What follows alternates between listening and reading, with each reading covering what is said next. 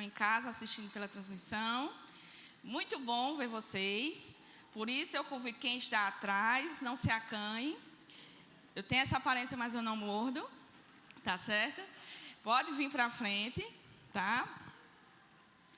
Se quiser também, né? E convido-vos já a abrirem vossas Bíblias no Evangelho de João, capítulo de número 8. E já de antemão, eu vos aviso que nesta manhã não teremos os slides, a apresentação dos slides. Porque, por incapacidade minha mesma, acabei esquecendo em casa. E também ajudou os irmãos aqui que estão com problema da transmissão. Então, Deus coopera para o bem de todos. Tá? Mas não se preocupe que a aula desta manhã está lá já salva. Quem quiser, tá? Pode entrar em contato comigo que eu disponibilizo para vocês. Tanto a parte escrita como o slide. Tá? E quem não me pediu a aula de que não foi gravada, tá certo? Se quiser, ainda está disponível, tá bom? Pode entrar em contato, porque, infelizmente, nem gravação, nem slide está disponível dessa aula, que foi justamente a do Congresso dos Jovens, tá certo? Aí, caso, já pede lá, tanto a anterior como essa que está sem o material, tá? João, capítulo 8, a partir do versículo 30, diz assim: ditas estas coisas, muitos creram nele. Disse, pois, Jesus aos judeus que haviam crido nele: se vós permanecerdes na minha palavra, sois verdadeiramente meus discípulos, e conhecereis a verdade, e a verdade vos libertará. Responderam-lhe: somos descendência de Abraão, e jamais fomos escravos de alguém. Como dizes tu, sereis livres? Replicou-lhe Jesus: em verdade vos digo, todo o que comete pecado é escravo do pecado. O escravo não fica sempre na casa, o filho sim, para sempre. Se, pois, o filho vos libertar, verdadeiramente sereis livres. Bem sei que sois descendência de Abraão, contudo procurais matar-me, porque a minha palavra não está em vós. Eu falo das coisas que vi junto do meu pai. Vós, porém, fazeis o que viste em vosso pai. Então lhe responderam: nosso pai é Abraão. Disse-lhe Jesus: se sois filhos de Abraão, praticai as obras de Abraão. Mas agora procurais matar-me, a mim que vos tenho falado a verdade que ouvi de Deus. Assim não procedeu Abraão. Vós fazeis as obras de vosso pai. Disseram-lhe eles: nós não somos bastardos, temos um pai que é Deus. Replicou-lhe Jesus: se Deus fosse de fato vosso pai, certamente me havíeis de amar, porque eu vim de Deus e aqui estou. Pois não vim de mim mesmo, mas ele me enviou. Qual a razão por que não compreendeis a minha linguagem? É porque sois incapazes de ouvir a minha palavra.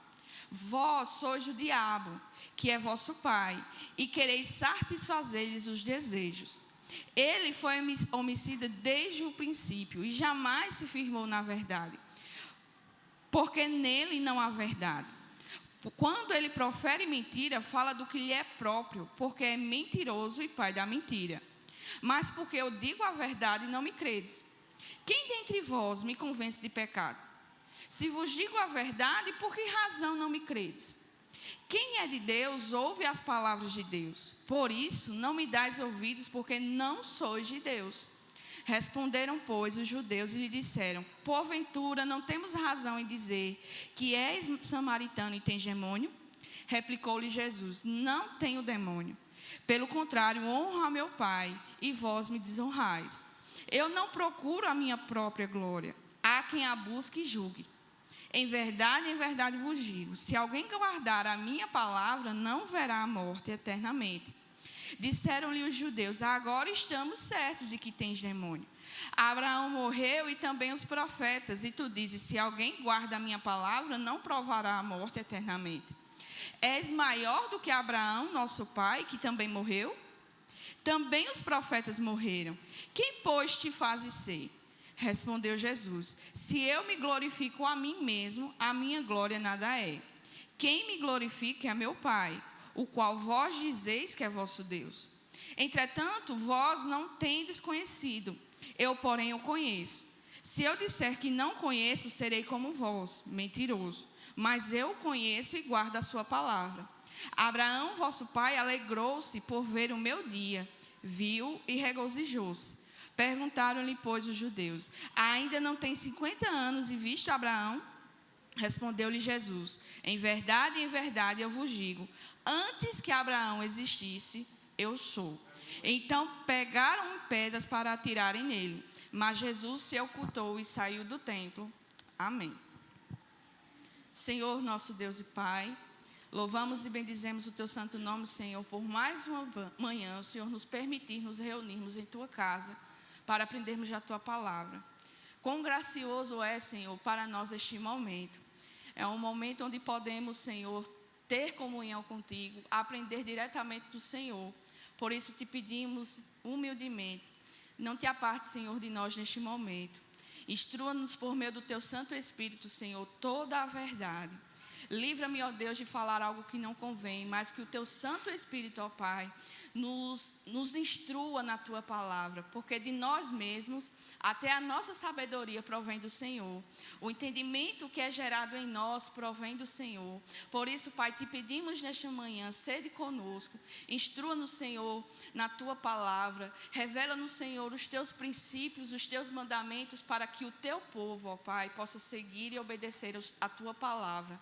Ó Pai, nesta manhã te peço pela vida dos meus irmãos, tira, Pai, toda distração, tudo aquilo que nos leve para longe deste momento, mas que nós estejamos com as nossas mentes e os nossos corações cativos e ativos, Senhor, e sensíveis à tua voz. Fala conosco, em nome do Senhor Jesus. Amém. Meus amados, dando continuidade à discussão de Jesus com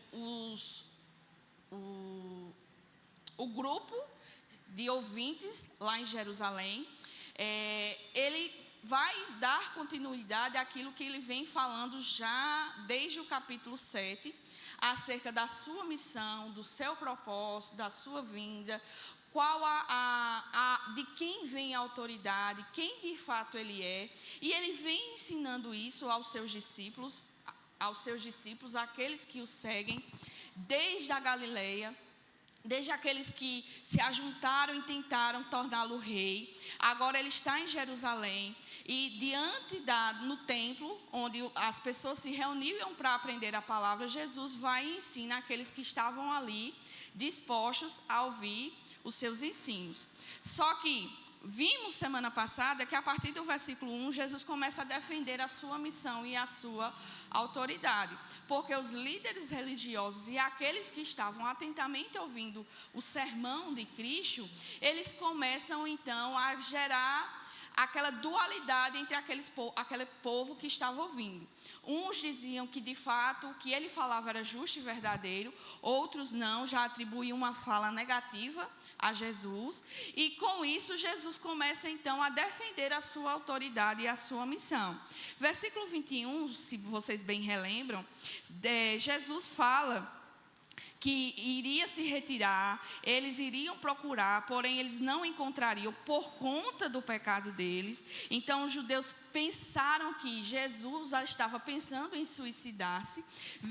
Podemos perceber então a questão do comportamento humano, a mente humana, longe de Deus, o que leva a refletir sobre a ação do próprio Deus. Anteriormente, era discutido quando Jesus repetiu isso, de que ele iria se retirar, e para onde Jesus iria, eles não poderiam ir. O que eles pensavam? Que Jesus certamente iria viajar, iria sair daquela região da Judeia, da Galileia, da Samaria, e iria para os judeus na dispersão. Iria falar da palavra aos judeus que estavam longe da terra de Jerusalém.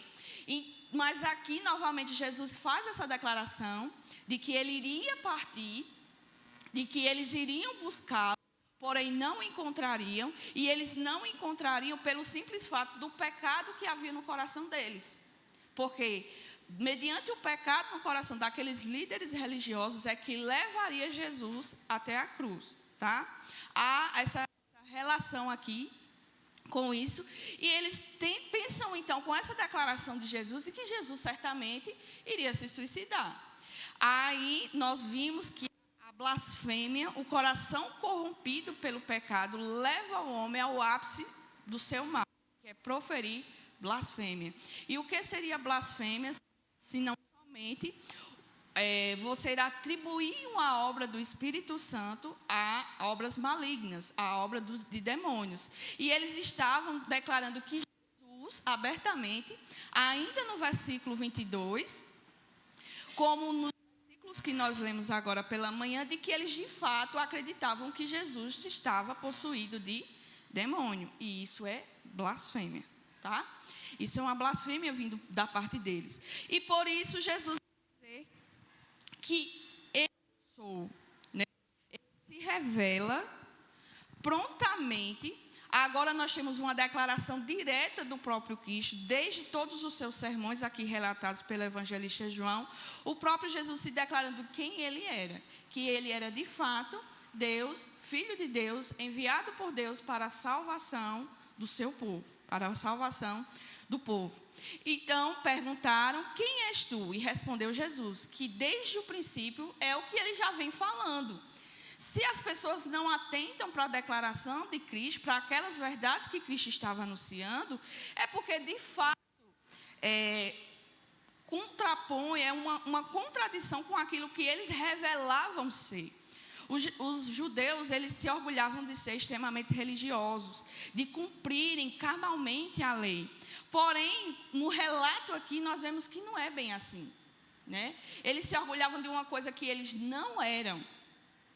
E eles ainda atribuíam um peso muito grande aos demais para se comportarem da forma como eles se comportavam, totalmente distantes da vontade do Senhor. Aí o Senhor vai repreendê-los, dizendo que muita coisa tinha para falar a respeito destes, porém, se ele falasse, ele não estaria cumprindo o seu papel de salvador, ele estaria cumprindo o seu papel de juiz, tá? Porque quando ele fala, a verdade da sua palavra é confrontada com quem nós somos. Se há pecado em nós, e quando nós lemos a palavra e a vontade de Deus,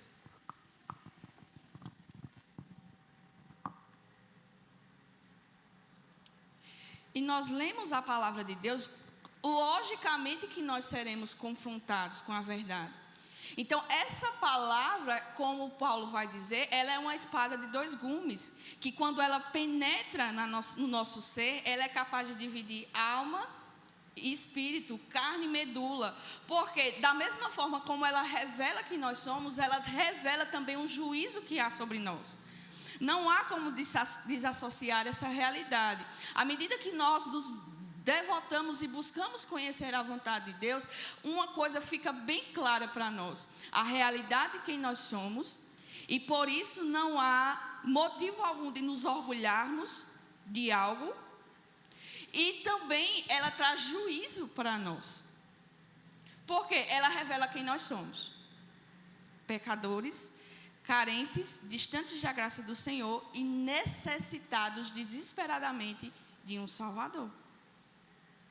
Então, ela é bálsamo e juízo ao mesmo tempo, para aqueles que ouvem. E eles, porém, não atenaram para o que Jesus estava falando. Aí, versículo 28 diz que Jesus, após isso, disse Jesus, quando levantardes o Filho do Homem, ou seja, quando Cristo, o sacrifício de Cristo se tornar visível, quando isso de fato acontecer, então sabereis que eu sou. Esse eu sou é uma manifestação clara de quem Deus é. Ele está se apresentando como de fato Deus, tá? Por quê? Porque essa é uma revelação que o próprio Deus traz. Quando Moisés vai até ele, quando ele se apresenta a Moisés por meio da sarça ardente, e Moisés pergunta: em nome de quem eu chegarei ao teu povo e direi que o Senhor me mandou? Aí Deus prontamente responde que diga que o eu sou o enviou. É uma declaração visível e ouvida do próprio Deus aquele servo Moisés, que o mesmo Deus a imutabilidade de Deus que é apresentada aqui. O mesmo Deus que era antes, O mesmo Deus que se apresenta para ele, que criou todas as coisas, que se apresenta, é o mesmo Deus que salvará eles no final. A todos no final. Esse eu sou é uma representação da imutabilidade de Deus. Aquele que era, que é e que há de vir. Eu sou o alfa e o ômega. Eu sou o princípio e o fim de todas as coisas. É o Deus imutável. É um Deus diferente e alheio do homem. Porque o homem pode proferir uma coisa e no mesmo instante ele se voltar contra aquilo que ele declarou. Porém, Deus é um Deus fiel. Ele é imutável. Tudo que sai da sua boca nós podemos ter certeza de que ele é fiel para cumprir. E é isso que Cristo está fazendo, essa analogia aqui. O mesmo Deus que se apresentou a Moisés na sarça ardente é o mesmo Deus que está se apresentando a vocês, anunciando a própria vontade de Deus, a manifestação presente, real e carnal do próprio Deus. Aí chegamos então aos versículos que nós lemos nesta manhã. Depois de ter ditas estas coisas, muitos olharam para Jesus e passaram a crer. Porém, o texto de inicialmente aqui falando, ele não retrata se essa crença, essa fé gerada nos ouvintes, a partir daquilo que Jesus falou, é uma fé genuína ou não. E a partir desse ponto, Jesus volta o seu discurso para aqueles que neste momento se apresentaram como crentes na palavra de Jesus, tá? Então, antes era um discurso abrangente a todos os judeus que estavam ali ouvindo. Agora, Jesus volta o seu discurso para justamente aqueles que creram instantaneamente na sua palavra. Passaram a crer na sua palavra, naquele instante, tá? Mas isso também não se aplica somente àqueles que manifestaram a sua crença naquele exato momento, mas àqueles a quem vem seguindo a Cristo. Se prestarem atenção, no final do capítulo 6, depois do discurso de Jesus, quase que toda a multidão que o seguia deixou de seguir. Por quê? Porque consideraram duras as palavras de Jesus. Eram pesadas demais. O que Jesus estava falando era insuportável aos seus ouvidos. Não é porque eles se achavam incapazes de cumprir, mas é porque o discurso de Jesus batia diretamente com aquilo que eles criam, com a crença deles. Eles não criam de fato quem Jesus era. E agora, mediante a esse número de pessoas, muitos creram nele, Jesus volta ao seu discurso. E aqui é interessante que João volta a falar da fé que não é aceitável. Do tipo de fé que Deus reprova, tá? Eu venho falando insistentemente aqui com vocês, desde um bom tempo, que em nenhum momento a gente deve se apegar a números. Não é assim? Vocês que estão me acompanhando, quase que todos os domingos eu falo insistentemente, né? Nós não devemos nos apegar a números. O sucesso do nosso ministério, e todos aqui têm um ministério, não é um ministério físico, mas todos aqui têm um ministério. Na sua casa você tem um ministério, no seu trabalho você tem um ministério, com seus filhos você tem um ministério. Então, todos aqui nós temos um ministério a exercer. Então, o sucesso do nosso ministério não será, de fato, o crescimento numérico de pessoas que ouvem as nossas palavras e nos seguem, tá? O sucesso do ministério de jovens, de adolescentes, o sucesso do ministério de adultos, se assim eu posso fazer essa divisão, ela não se dá mediante ao número de pessoas, tá? Antes, eu ficava assim, Senhor, que as pessoas possam ir à tua casa, aprender da tua palavra, né? Aí vem um monte de gente, né? Fiquei super feliz com a quantidade de pessoas que estavam aqui, né, presente, assistindo, ou até mesmo assistindo as ministrações em casa. Eu não sei, eu não tenho acesso a isso. Mas, porém, ao longo do curso, do estudo, você vai vendo que alguns não perseveram. Alguns vão e desistem, né? Aí eu fico para morrer, né? Senhor, o que é que eu estou fazendo de errado? Não permita, Senhor, que eu seja pedra de tropeço para a vida dos meus irmãos. Não permita, Senhor, que eu fale alguma coisa que seja desacordo com a Tua palavra. Mas o que Jesus vem tratando comigo com relação a isso é que não são números. O sucesso do estudo não vai ser eu falando, porque Deus pode levantar qualquer pessoa aqui mais capacitada do que eu para falar da sua palavra. O sucesso não vai ser eu, o sucesso não vai ser você estar presente. O sucesso, sabe qual vai ser o sucesso desse estudo? É que todos aqui ouvindo, inclusive a mim, frutifiquem. Todos aqui que ouvem, presente ou não, todos aqui ouvem o estudo. Esse estudo será bem sucedido e bem aproveitado para o povo de Deus se ouvindo, aplique essa verdade. Por quê? Porque só ouvir e só conhecer não nos torna diferente das academias que existem aí no mundo. Não nos torna diferente conhecer a verdadeira sabedoria, e isso é bíblico, meus irmãos. Isso é bíblico e isso é um estudo intrínseco de João. A verdadeira sabedoria se aplica em você ouvir e responder. E você aplicar. Ah, eu sei que eu preciso perdoar. E por que você não perdoa? Porque as palavras do Senhor não estão no seu coração. Eu sei que eu preciso amar o meu irmão, mas por que você não ama? Porque as palavras do Senhor não estão no nosso coração. Porque o reino de Deus não avança, não cresce. Porque nós estamos muito acomodados com essa realidade. O crente Nutella, sabe o crente Nutella?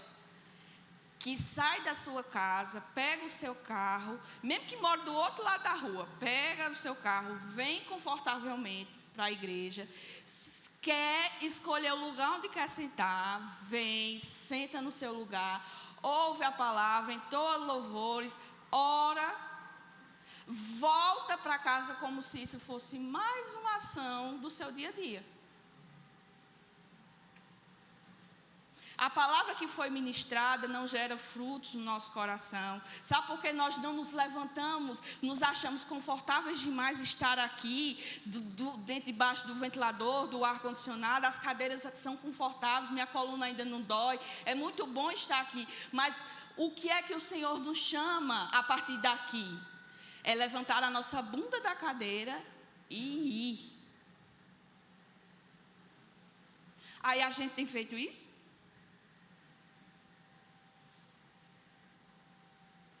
O conhecimento, tanto de conhecimento que é gerado aqui nesta casa, tem produzido o quê?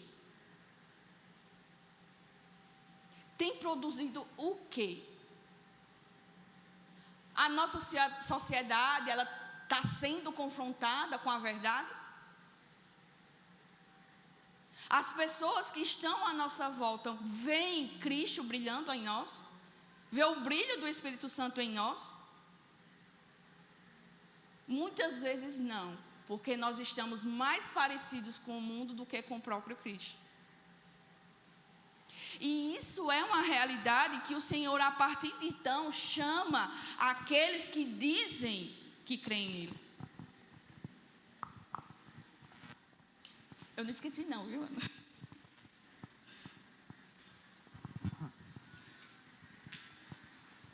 Assim, Pauliana, eu não sei se o pessoal assistiu aquele caso de João Pessoa, essa semana que aconteceu, da mãe que matou a filha, né?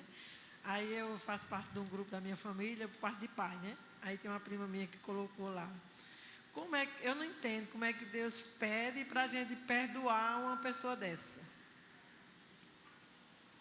Aí eu fiquei me perguntando, mas se ele pediu é porque a gente é capaz, né? Desde que tenha ele, né? Aí ela dizendo que uma pessoa dessa não merece perdão. Aí eu disse, a gente merecia? Assim, eu sei que foi um caso grave, que chocou muita gente, né? Foi muito horrível o que aquela mulher fez. Mas, assim, pertence a Deus, né? O que Ele manda é que a gente perdoe, né? E ore por aquela pessoa, né? Eu sei que foi triste, foi horrível mesmo, mas Assim, a gente que tem Cristo, a gente tem que orar para que Deus alcance o coração daquela mulher, né? Eu sei que é muito difícil, realmente é difícil. Sem Cristo, a gente não consegue. Aí no final, uma tia minha, ela é bem católica, ela botou lá no grupo, disse assim, mas não cabe a gente a julgar. Cabe a gente a fazer o que Deus manda. De fato, são nesses momentos em específicos é que a nossa fé ela vai ser confrontada. De fato, meus irmãos, quando eu ouvi o que aconteceu, eu fiquei horrorizada. Quem não ficou de verdade? Só quem não tem realmente um coração, né, de carne, tem um coração de pedra. Não se sensibilizou com aquela situação. Mas são coisas que confrontam com nós mesmos.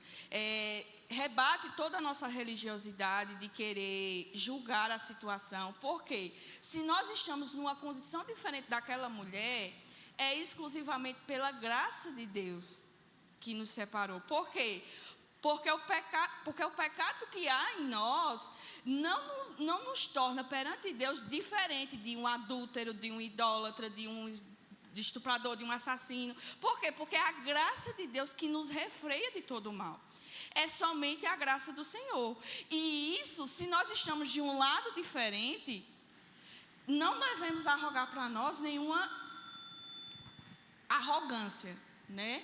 No que nós podemos fazer é, Senhor, o mundo está tão perdido.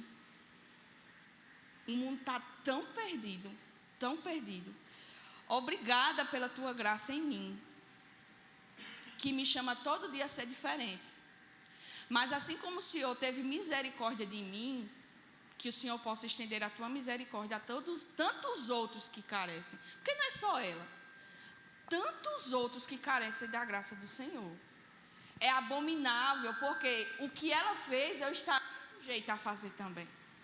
Não pense não pense diferente não. Nós estaríamos sujeitos a fazer iguais, mas o que nos separa dessa realidade, dessa terrível realidade, e louvado seja o nome do Senhor, é a manifestação da graça de Deus em nós. Liga lá, minha irmã. Em relação ao que a irmã falou aí, né, sobre a questão do pecado, é porque a gente faz essa diferença, né? Só que Deus não faz. Para Ele, tanto faz o pecadinho de você inventar uma mentirinha, como você matar alguém. Para Deus, tanto faz. Então, a gente tem que ter essa consciência, como cristão, que para Deus não existe esse pecado maior ou menor. Tudo é pecado. E assim como Ele nos perdoou pelos nossos pecados e nos tirou do lamaçal do pecado, nós também temos que perdoar e ajudar aqueles que estão no pecado, exatamente, né? Quando tivermos essa consciência, realmente vivemos o amor de Deus.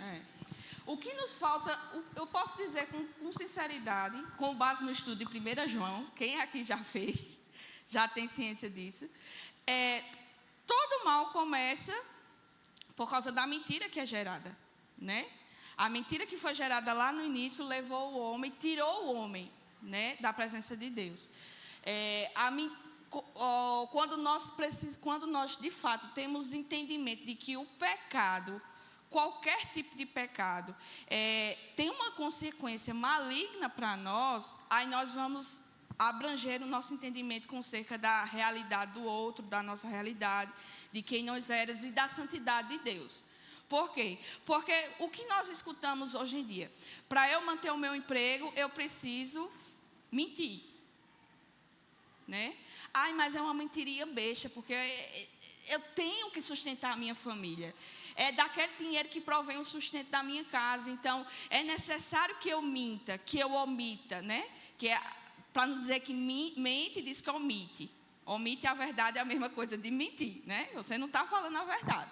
Aí, não, mas para que o meu irmão não fique com raiva de mim, eu omito aquela ação dele. Eu tento maquiar aquilo como se fosse... Tento manejar aquilo para que o meu irmão não fique com raiva de mim, para que a minha família não se volte contra mim, para que no meu trabalho eu não seja perseguido, né? Perceba que nós a todo custo queremos nos satisfazer. Queremos satisfazer a nossa vontade. Segundo o relato policial, né, da notícia, da reportagem, aquela mulher agiu daquela forma porque ela não aceitou a separação do marido. E como forma de vingança, ela foi lá e assassinou a filha, a própria filha, né? O que há por trás de toda a ação, dessa ação dela, se nós podemos olhar diante dessa realidade que nós estamos discutindo aqui? O desejo de satisfação do sua própria vontade. Ela não queria se separar. Não, mas você vai se separar. Pois tá bom, eu vou tirar de você tudo que você gosta. O que motivou ela a fazer? Segundo a reportagem, eu estou julgando de acordo com o que eu vi da reportagem, tá? Do delegado, diante da confissão dela. O que foi que motivou ela a agir? O seu próprio egoísmo. Da mesma forma, todo pecado que nós cometemos contra Deus, ela vem como base a nossa própria vontade. A satisfação do meu ego. Eu não estou disposto a perder o meu emprego, mas eu prefiro mentir. Eu prefiro desonrar a Deus no meu trabalho, zombando e vituperando o nome dEle, para que eu não perca o meu trabalho. Mas deixa eu te dizer que o trabalho que você tem, a força que concede para você se levantar todas as manhãs para ir para o seu trabalho, não vem de você mesmo. Não vem porque você come e se alimenta muito bem. Não é porque você pratica exercícios e tem uma vida saudável. Pelo contrário, é Deus que concede o fôlego de vida a você.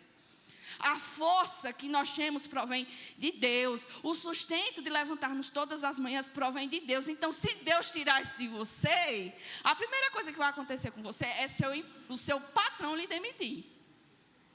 Porque você não tem mais vigor para trabalhar. Quem é que vai pagar por alguém que não serve da mesma forma que servia antes? Ninguém vai. Valeu a pena mentir? Fulano vai ficar com raiva de mim. Meus irmãos, tome como exemplo a Cristo. Para que eu e você estivéssemos aqui e fôssemos alcançados pela glória, para que o Espírito de Deus habitasse em mim e você, Cristo suportou todos os afrontos possíveis. E ainda no leito de morte, Ele clama a Deus para que Deus perdoe. Você sabe a intensidade disso? Você compreende de fato a intensidade disso? Meus irmãos, nós não compreendemos. Porque se de fato compreendêssemos, nossa vida seria totalmente diferente. O nosso desejo, a nossa motivação não seria mais para nós mesmos. Não é para mim, não é para o meu reino, não é para que o meu reino cresça, mas é para fora, é para a tua glória, é para que o teu reino avance, para que esse mundo podre, a malignidade que há neste mundo podre seja refreada, porque nós, como sal e luz desta terra, para onde quer que nós avançamos, para onde quer que nós levamos o reino, a palavra, a santidade e a justiça de Deus, ele seja refreado. Eu não estou dizendo que é nosso papel extinguir o mal do mundo, porque isso não cabe a nós. Nem Cristo veio para salvar todo mundo. Então não sou eu e você que vai fazer com que o mal deixe de existir, porque o mal ainda habita em nós. Mas é nosso papel tornar visível as obras de Cristo nesta terra. As pessoas precisam ver Cristo em nós, mas quando elas olham para nós, elas veem elas mesmas. Porque perdemos essa capacidade de refletir a luz que está em nós. Perdemos essa capacidade. Nós queremos ser ecumênicos, né? Deus é um Deus só, eu quero paz com todo mundo, né? É meu irmão católico, é meu irmão espírita. Nós queremos ter comunhão com todo mundo. Quando a palavra do Senhor nos ensina que comunhão com o mundo é inimizade com Deus. Nós somos chamados para ser diferentes, não para sermos iguais a quem nós éramos. Cristo não morreu por mim e por você para sermos iguais, mas para que fôssemos diferentes. E é isto que Cristo chama a atenção aqui. Vocês professam fé em mim, vocês querem de fato ser meus discípulos, vocês querem me seguir verdadeiramente a um custo.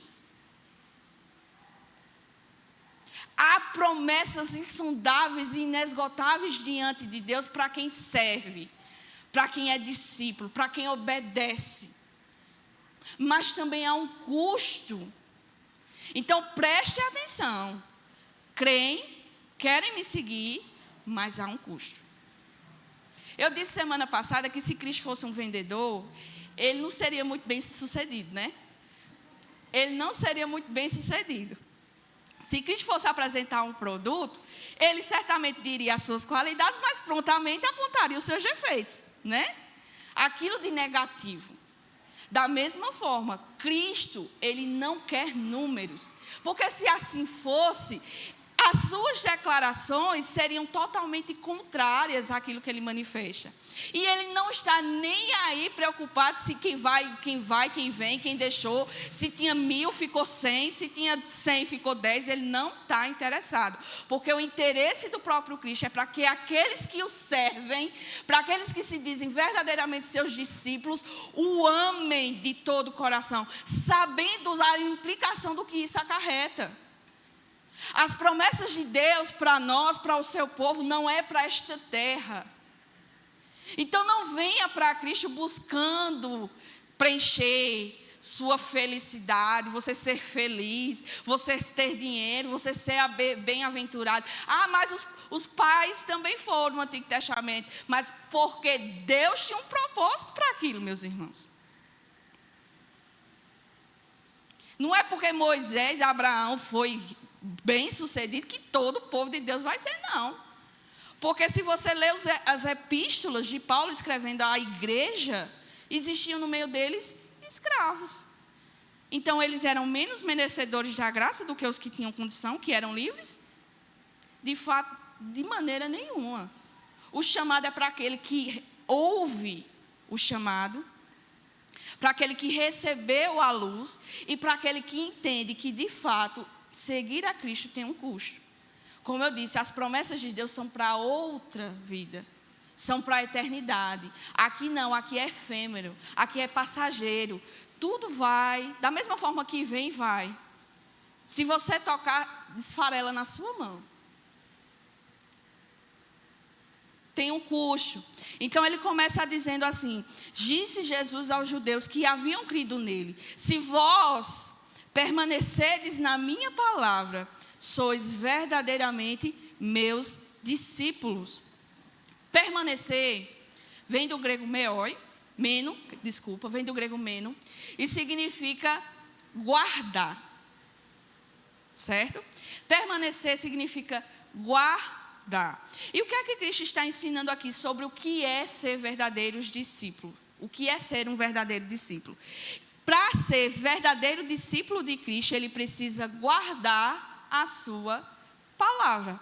Mas é guardar? Ai, Pauliana, eu guardo. Eu chego em casa, ela fica lá em cima da minha bancada. Quando eu chego em casa, ela fica em cima do meu criado mudo, né? Fica lá, guardadinha. Ou senão eu abro a gaveta, boto ela lá dentro, só tiro quando tem culto. Estou guardando a palavra de Deus. Não preciso dizer que não é assim, né? Eu não preciso ser tão clara e dizer que não é assim que Cristo está se referindo a guardar a palavra de Deus. É guardar no seu coração.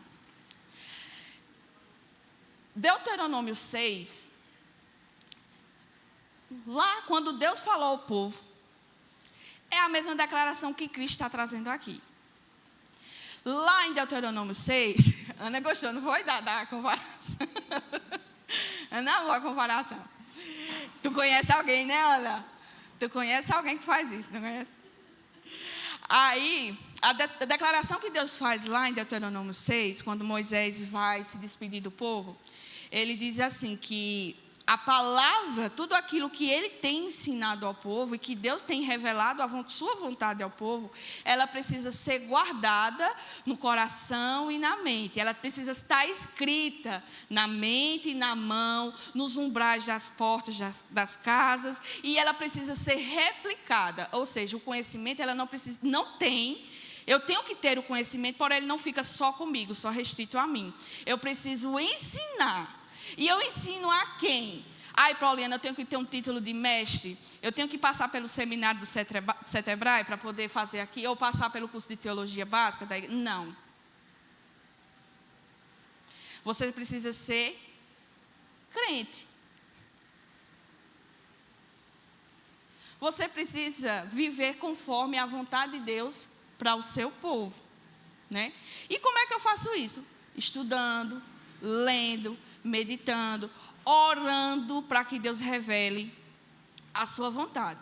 Então, para eu ensinar, eu não preciso ter título, nem mestrado, nem doutorado, para que eu replique e ensine a outros a palavra de Deus. Eu preciso ter um coração comprometido com essa verdade.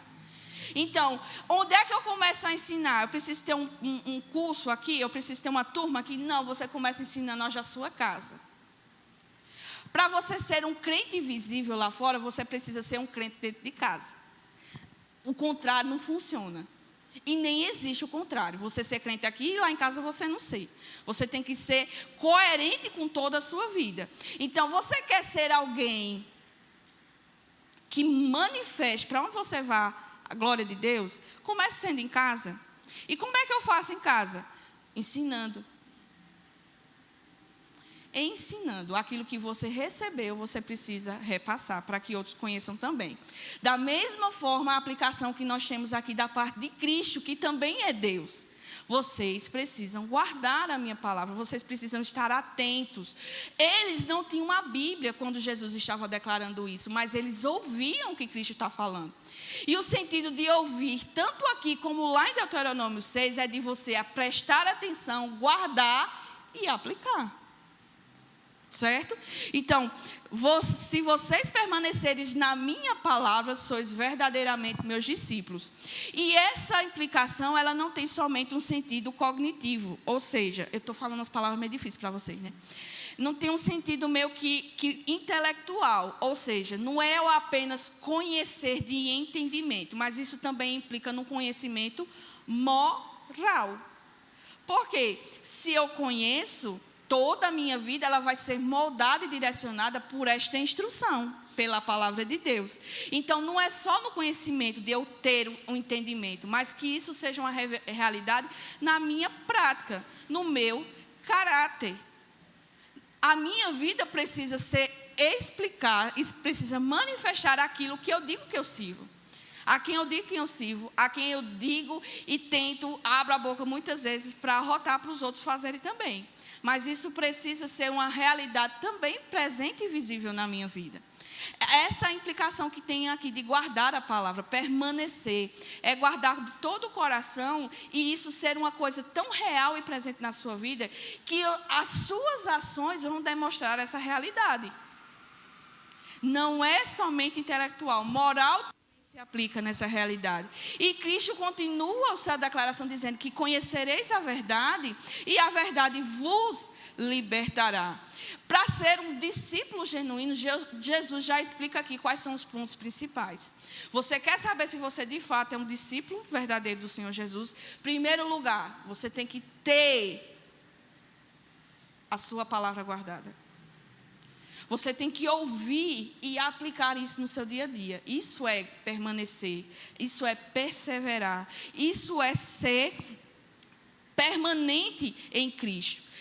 Devemos ter essa realidade. E o segundo ponto que Cristo levanta aqui é que se de fato quisermos ser discípulos verdadeiros de Cristo, nós precisamos conhecer a verdade e essa verdade é a que liberta.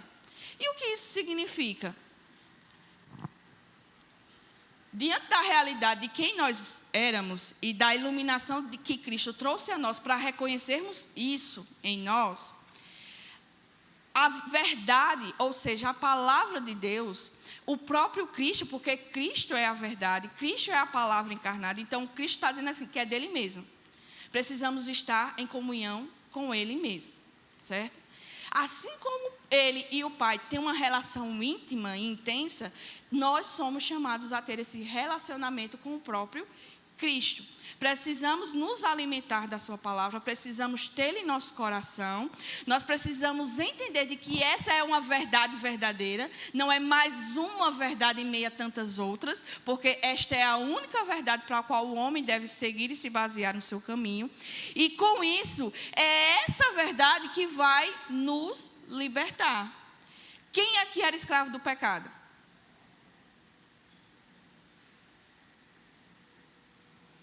Quando é que você se tornou livre?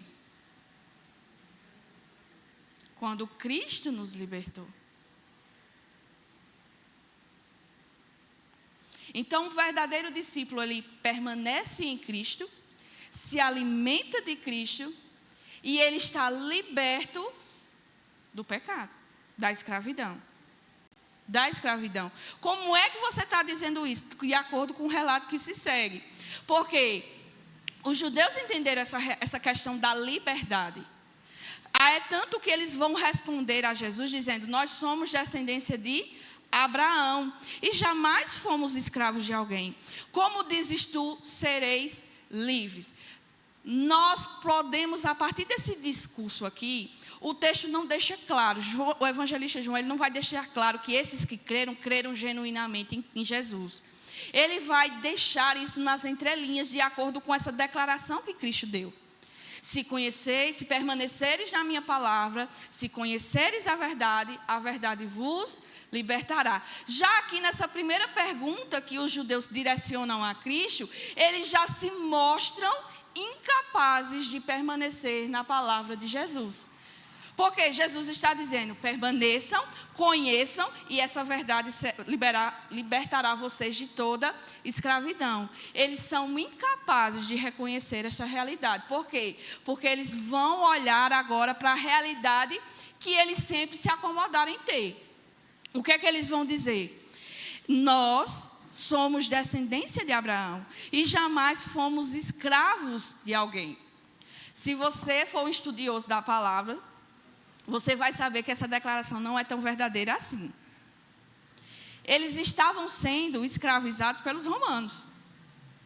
Desde que o povo judeu é povo, eles já foram escravos do Egito, da Assíria, da Babilônia, dos gregos e de Roma.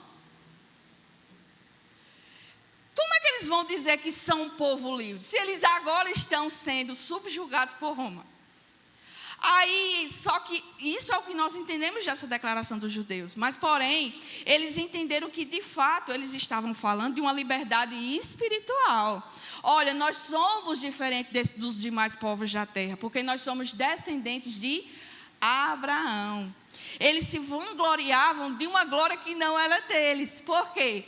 Lá, quando Deus faz um chamado a Abraão, Deus promete que por meio dele serão benditas todas as famílias da terra. E quando Deus pede para que Abraão sacrifique o seu filho por amor a ele, e obviamente que Deus não permite que isso aconteça, né? Deus faz uma aliança ainda com Abraão, né? Que a sua descendência seria mais numerosa do que a terra e o mar e os céus, e que por meio dele seriam benditas todas as famílias. Então eles arrogavam para si esse direito de serem povo exclusivo de Deus. Por quê? Porque eles eram descendentes de Abraão. Compreendido até aqui, meus irmãos? Tá mesmo? Então, continuando. Então, como é que eles... Aí eles perguntam a Jesus: como é que tu dizes sereis livres? Nós já somos um povo livre. No entendimento do povo judeu, eles eram filhos de reis. Que rei? Abraão, Isaac, Jacó. Na mentalidade deles, eles eram um povo totalmente e espiritualmente livres. Por quê? Porque eles eram descendência de uma nação separada e exclusiva para Deus. Eu sou judeu. O meu sangue corre sangue judeu. Então eu sou livre. Eu sou livre. Aí Cristo, pacientemente, né, vai explicar a situação deles. Cristo vai dizer: em verdade vos digo, todo que comete pecado é escravo do pecado. Com esta declaração de Jesus, Paulo vai escrever lá Romanos. Romanos 1, tá? Cristo diz prontamente aqui que todo que comete pecado é escravo do pecado. O algoz de vocês, o maior tirano da vida de vocês não é César, não é Júlio César, não é imperador romano nenhum. O pior mal que sobrevém, a escravidão que vem sobre vocês é o pecado. Não é homem nenhum maior tirano da vida de vocês, é o pecado que habita em vocês. E vocês precisam entender esta realidade. É o pecado que é o maior tirano das nossas vidas. Porque é o pecado que nos afasta da presença de Deus. É o pecado que nos impede de adorar e contemplar a Deus verdadeiramente. É o pecado que nos faz viver conforme a nossa própria vontade. E sabemos muito bem aqui, todos vocês que foram salvos e libertos por Cristo, que a nossa vontade, ela tende para a ruína. Ela tende para fazer aquilo que é mal, achando que estamos fazendo bem, mas estamos nos levando a nós mesmos a ruínas. Esse é o maior algoz, o maior tirano, o maior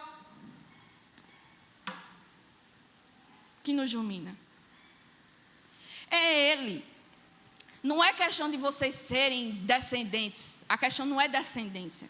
A questão não é linhagem, a questão não é sangue. E isso é bem claro, porque o próprio Senhor, ainda no Antigo Testamento, vai dizer que o povo se dizia ser povo apenas pelas suas palavras, pela sua boca, mas no seu coração, eles não eram de fato povo. Jeremias 9, 25 e 26 vai dizer isso.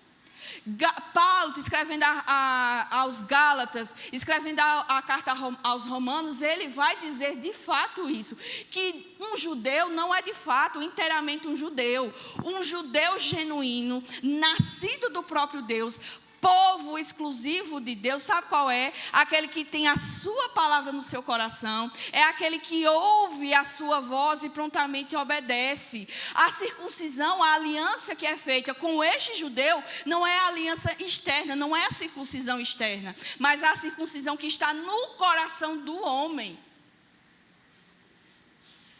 Não é ser descendente, não é você ter feito a circuncisão. É algo mais intrínseco, é algo mais intenso, é algo mais profundo. Não são atos externos que nos tornam filhos de Deus. Não é você ter uma Bíblia. Não é você vir à casa de Deus. Não é você participar dos estudos. Não é isso que torna você filho de Deus. É o que Deus operou no seu coração. Lhe dando um novo coração, tirando o coração de pedra e dando o coração de carne, escrevendo a sua lei na nossa mente e nosso coração, ao ponto de que toda vez que nós nos levantarmos, mesmo que seja em pensamento contra a vontade de Deus, a gente se arrepende na hora. Senhor, pequei, me arrependo, Senhor. Aconteceu um caso comigo ontem, que eu fiquei envergonhada até de vir aqui hoje. Porque o Senhor, eu já disse isso a vocês, o Senhor tem me ensinado constantemente a crer, a depender, a confiar. E eu sei dessa realidade. Eu sei que eu preciso ir, eu sei.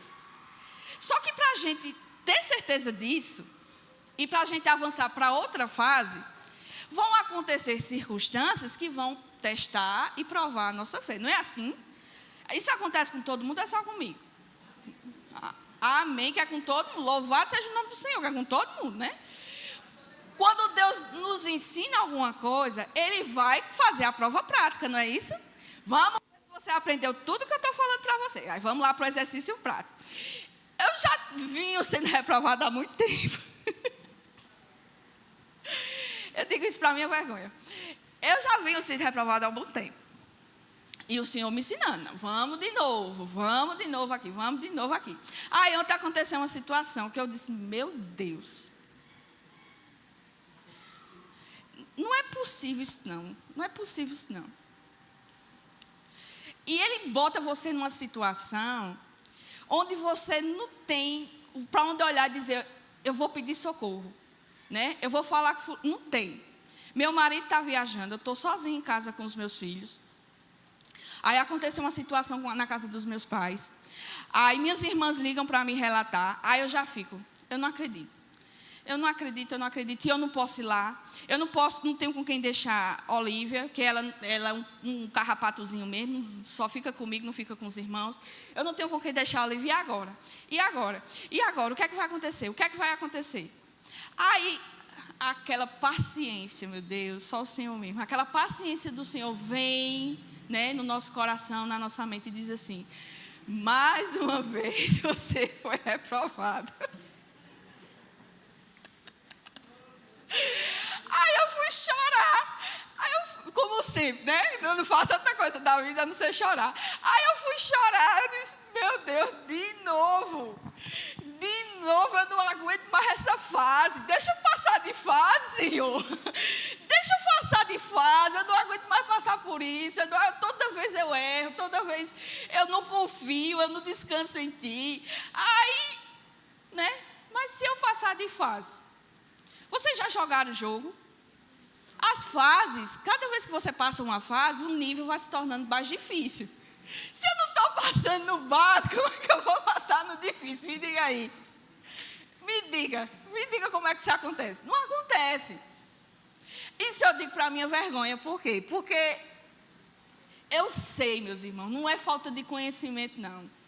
O próprio Deus já me está falando assim comigo. Creia, eu só quero que você creia. Eu só quero que você descanse em mim. Aí quando vem a luta, aí o que é que eu vou fazer? O que é que eu posso fazer? Eu não posso fazer nada. E essas coisas acontecem justamente quando eu me sinto mais despreparada possível.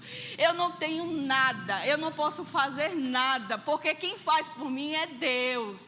Quem opera é Deus que guarda, é Deus que salva, é Deus que liberta, é Deus que cura, é Deus que restaura, é Deus que levanta, é Deus que abate. Eu não posso fazer nada. Você não podemos fazer nada. Aí eu fui chorar. Eu sou burra. Mas louvado seja o nome do Senhor, meus irmãos. Pela graça dEle. Que mais uma vez eu vou passar por esse desafio. Eu sei que eu vou. Eu só posso avançar se eu passar. E mais uma vez eu sei que vou passar. Eu só peço graça a Deus para que quando eu passe novamente, dessa vez o meu coração já tinha sido quebrado de tal forma que quando acontecer, eu diga: o justo viverá pela fé.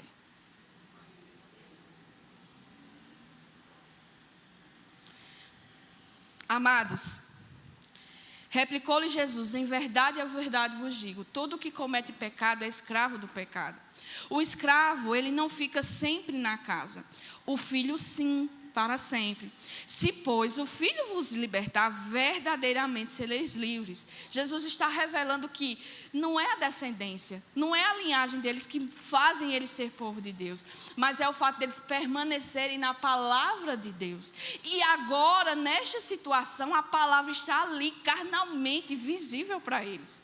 Então, tudo o que sai da boca de Cristo, os ensinos que saem da boca de Cristo, é um cumprimento da profecia do próprio Deus ao seu povo, de que, através do próprio Deus, eles serão ensinados. E com isso, é dito, Jesus ensinando a eles que não é a descendência, é pecado que escraviza. Todo que comete pecado, ele é escravo.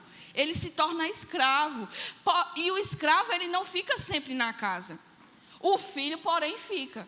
O que é que ele está ensinando aqui? O escravo, ele não é pertencente da casa, não pertence à casa. Ele não tem direito de ficar dentro da casa, ele fica fora. Se ele entra é para servir. Porém, pode acontecer de que ele possa ser vendido. Vai acontecer algum momento em que ele não vai estar mais ali presente. Porém, o filho, ele verdadeiramente está presente na casa para sempre. Porque o filho não perde a autoridade de filho. Ele tem direitos e privilégios que o escravo não tem. Então, é direito dele permanecer para sempre na casa. O escravo não. Ele pode ser vendido, ele pode ser morto, ele pode ser levado para qualquer outro lugar. E quando ele diz que se, pois, o Filho vos libertar, verdadeiramente sereis livres. Essa libertação da escravidão de pecado não vem pelo conhecimento de vocês, não vem pela tradição de vocês, mas vem por causa da obra de Cristo em nós. Quem nos liberta da escravidão do pecado é o próprio Cristo. E isso aqui, ele está corroborando, ele está comprovando o que ele disse no capítulo 6, que Deus é que ilumina, Deus é quem atrai, Jesus ilumina com a sua luz, Jesus abraça, protege, para que nenhum dos que foram iluminados se percam. E quando a sua obra chegar na conclusão, o Espírito de Deus vem sobre ele, habita permanentemente nele, e ele persevera até o grande dia, até o último dia. Ele está dizendo que a salvação vem exclusiva do próprio Deus. Vocês se arrogam de descendência, vocês se arrogam de ser povo, mas se Deus, se o Filho não vos libertar, vocês não poderão ser livres verdadeiramente. Vocês podem ser enganados, vocês podem ser iludidos, achando que é por força, que é por violência. Eu vou falar, mas não é assim.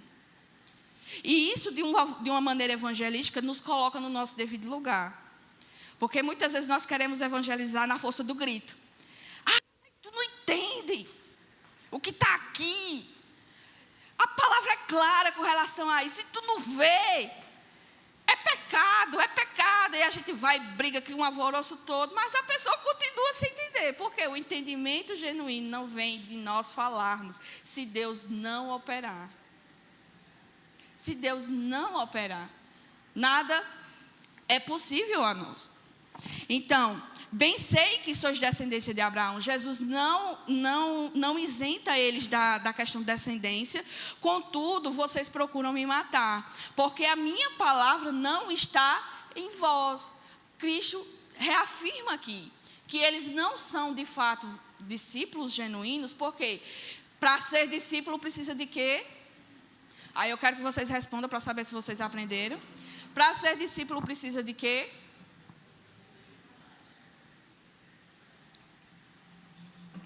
Para ser discípulo precisa permanecer, guardar a sua palavra. Porém, isso não está neles. A palavra não está em vós. Minha palavra não está em vós. Por quê? Porque vocês procuram matar-me. Se de fato a minha verdade estivesse em vós, a minha verdade ela gera vida. Ela gera uma revelação, uma iluminação diferente. Porém, vocês procuram me matar. Se vocês procuram me matar, vocês não estão cumprindo a palavra de Deus, os mandamentos do Senhor, a vontade de Deus. Vocês estão sujeitos e se submetendo à vontade do seu Pai, que é outro Pai diferente do Pai de Jesus. Eu falo das coisas que vi junto ao meu Pai. Vós, porém, fazeis o que viste em vosso Pai. Jesus fala e eles não entendem de quem é esse pai que ele está falando. Por isso que eles retrucam novamente. Nosso pai é Abraão. Aí Jesus novamente responde: se de fato vocês forem filhos de Abraão, vocês fariam as obras que Abraão fez. E quais foram as obras que Abraão fez? As obras de Abraão foram ouvir a voz de Deus e obedecer.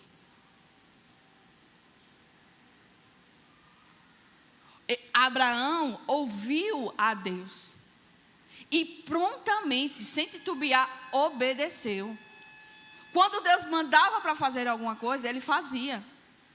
Porém, como todo ser humano caído, ele também fazia a sua própria vontade algumas vezes. Ele fazia a sua vontade, mas voltava para o caminho que deveria estar desde o princípio.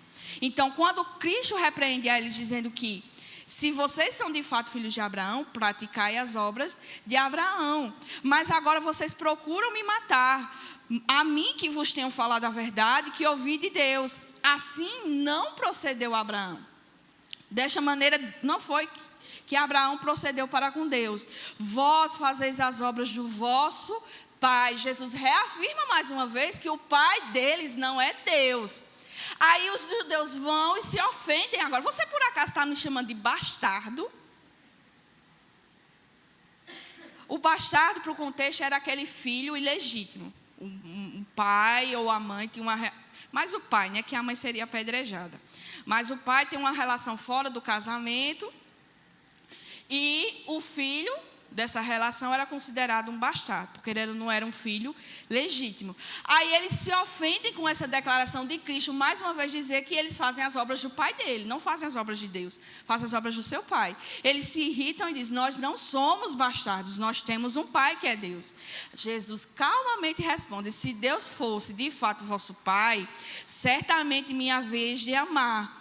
Porque eu vim de Deus e aqui estou, pois não vim de mim mesmo, mas foi Ele que me enviou. Se vocês de fato amassem a Deus, vocês entenderiam quem eu sou. Eu sou aquele a qual o próprio Deus revelou nas Sagradas Escrituras. Eu sou aquele que o próprio Deus prometeu dar a vocês. Eu sou aquele que prontamente o Deus disse que seria o Salvador deste mundo. Se vocês de fato amassem a Deus, vocês ouviriam Deus falar com vocês. Vocês atentariam para a palavra deles e ela estaria guardada no seu coração. Vocês não tentariam fazer o que vocês estão fazendo. Por quê? Porque eu não vim de mim mesmo. Eu não vim buscar glória para mim. Eu vim fazer a vontade do Pai. E a vontade do Pai é o quê? Que todo aquele que se chega a Deus não se perca. Eu vim cumprir aquilo, eu vim fazer aquilo que vocês não são capazes de fazer, para que através da minha obra, do meu sacrifício, vocês possam ter vidas, vocês possam ser capazes de ser gerados na família de Deus. Se vocês de fato ouvissem a voz de Deus, reconheceriam quem vos fala neste momento. Qual a razão? Porque vocês não compreendem a minha linguagem. É porque vocês são incapazes de ouvir a minha palavra. Se vocês são incapazes de ouvir a minha palavra, vocês não têm Deus no coração de vocês. Vocês não têm Deus.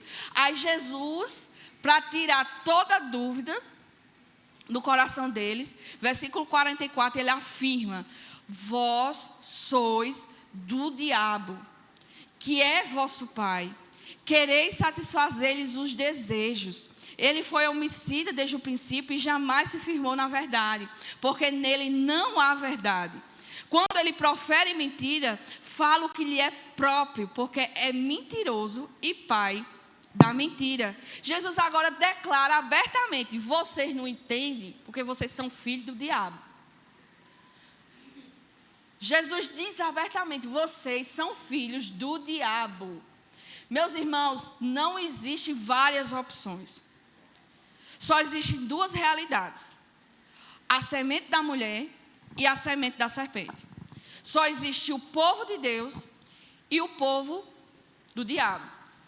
Só existe servo de Deus e servo do diabo. Não existe meio termo.